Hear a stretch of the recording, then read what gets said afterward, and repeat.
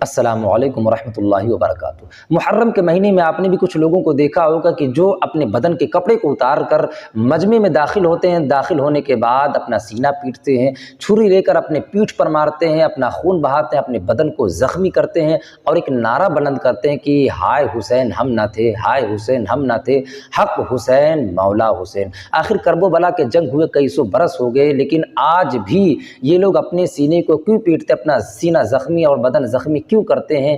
ان کو کس بات کی سزا مل رہی ہے؟ آج اس کے بارے میں ہم آپ سب کو بتانے والے ہیں۔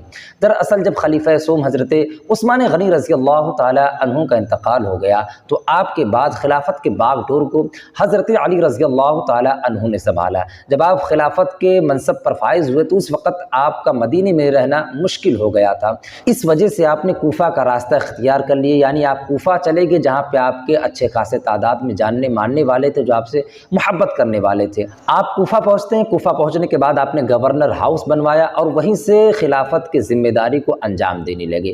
یہ الگ بات ہے کہ بعد میں ان کوفہ والوں نے حضرت علی رضی اللہ تعالی عنہ کے ساتھ بھی غداری کیا۔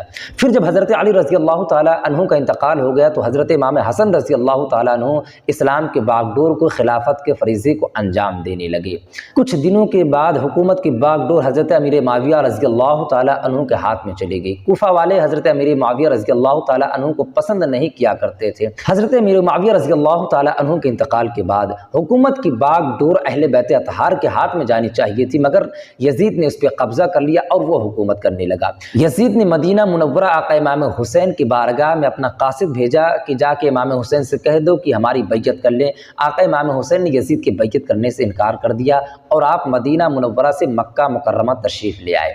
تو جب کوفہ والوں کو پتہ چلا کہ حضرت حسین مکہ تشریف لے آئے ہیں تو کوفہ والوں نے خطوط بھیجنا شروع کر دیا کہ اے امام حسین، آپ کوفہ چلے آئیں، آپ ہمارے امام بن جائیں، ہم آپ کے ہاتھوں پہ بیعت ہونا چاہتے ہیں، ہمیں یزید پلید کی حکومت پسند نہیں ہے۔ کوفہ والوں کو خطوط آنے پر آقا امام حسین جب کوفہ جانے کا ارادہ کرتے ہیں تو مکہ مکرمہ والوں نے منع کیا، جو آپ سے محبت کرتے تھے، کہا آپ یوں ہی نہ جائیں، کوفہ والوں کے خون میں غداری شامل ہے، وہ کبھی بھی غداری کر سکتے ہیں۔ آپ ایک کام کریں، پہلے کسی کو وہاں پر بھیجیں، وہ جا کے وہاں کے حالات معلوم کرے، اس کے بعد میں پھر آپ جائیں۔ پھر حضرت امام مسلم بن عقیل کو بھیجا گیا کوفہ کے حالات معلوم کرنے کے لیے۔ آپ اپنے دونوں بچوں کے ساتھ کوفہ آتے ہیں۔ کوفہ والوں نے آپ کی بڑی عزت کیا، بڑی تکریم کیا اور آپ کے ہاتھوں پہ بے شمار لوگ بیعت بھی ہو گئے۔ جب اس محبت کے انداز کو حضرت امام مسلم بن عقیل نے دیکھا تو حضرت امام حسین کو خط لکھ دیا کہ اے امام حسین، آپ یہاں چلے آئیں، یہاں کے حالات کوفہ کے بالکل صحیح ہیں۔ خط پاتے ہی حضرت امام حسین کوفہ کے لیے روانہ ہو گئے۔ بعد میں کوفہ والے حضرت امام مسلم بن عقیل کے ساتھ غداری کر بیٹھے، آپ کو اور آپ کے دونوں بچوں کو ان لوگوں نے شہید کر دیا۔ جب حضرت امام حسین کوفہ پہنچتے ہیں تو وہی کوفہ والے جو پہلے آپ سے محبت کا اظہار کر رہے تھے، آپ کو اپنا امام بنانا چاہتے تھے، آپ کے ہاتھ میں بیعت ہونا چاہتے تھے، وہی کوفہ والے آپ کے ساتھ غداری کرنے لگے۔ وہ آپ کے جانی دشمن بن گئے، آپ کے خون کے پیاسے ہو گئے، وہ آپ کے اور آپ کے پریوار کے خلاف اپنی تلوار کو چمکانے لگے اور ان کوفہ والوں نے آپ سے جنگ کا اعلان کر دیا۔ آقا امام حسین نے ان کوفہ والوں کو سمجھایا کہ تم ہی لوگوں نے تو مجھے بلایا تھا، میں تو اپنے سے نہیں آیا ہوں، آخر بتاؤ کسی کو دعوت دے کر اور اس طرح اس کے ساتھ برتاؤ کرنا چاہیے؟ قرآن و حدیث کی باتیں آپ نے بتائیں، لیکن ان سنگ دلوں پر کوئی بات اثر نہ کی۔ ان ظالموں نے آقا امام حسین کو کرب و بلا کی دھرتی پر شہید کر دیا۔